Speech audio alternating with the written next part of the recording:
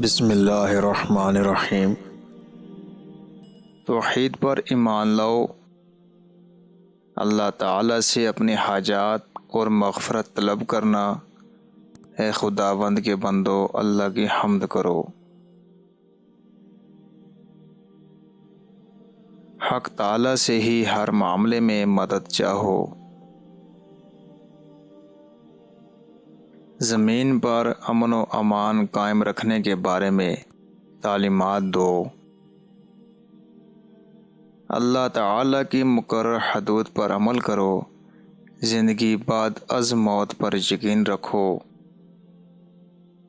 امر بالمعروف اور نہی عن المنکر کا پرچار کرو۔ دنیا میں سب سے کمزور وہ ہے جو اپنی خواہش پر قابو نہ رکھتا ہو، قوی وہ ہے جو ضبط کی قوت رکھتا ہے۔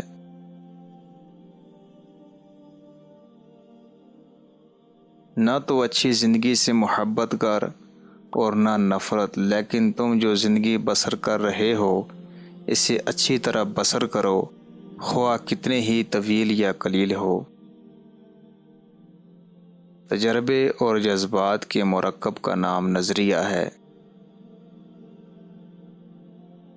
گناہ کا آغاز مکڑی کے تار کی مانند نازک ہوتا ہے، لیکن انجام جہاز کے رسے کی مانند مضبوط اور ناقابل شکست ہوتا ہے۔ بے وقوف کے ساتھ محل میں بیٹھنے سے عقل مند کے ساتھ قید خانے میں بیٹھنا بہتر ہے۔ اگر مجھ سے کوئی خدا کا تصور چھین لیا جائے تو میں پاگل ہو جاؤں گا۔ راستی اور انصاف خداوند کے نزدیک قربانی کرنے سے زیادہ پسندیدہ ہے۔ جہالت بچے کے دل سے وابستہ ہے، مگر بہتر تربیت کی چھڑی اسے اس میں سے دور کر دے گی۔ بے وقوف اپنے باپ کی نصیحت کو حقارت سے دیکھتا ہے، مگر جو نصیحت سنتا ہے اور غور کرتا ہے وہ عقل مند ہو جاتا ہے۔ اللہ کا خوف انسان کو طویل عمر دیتا ہے، مگر نافرمانوں کی عمر گھٹ جاتی ہے۔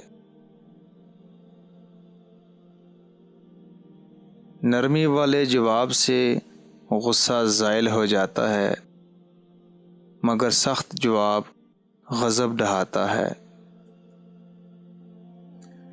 ہر ایک انسان اپنے سب اعمال کو صحیح سمجھتا ہے، مگر اللہ تعالی دل کو تولتا ہے۔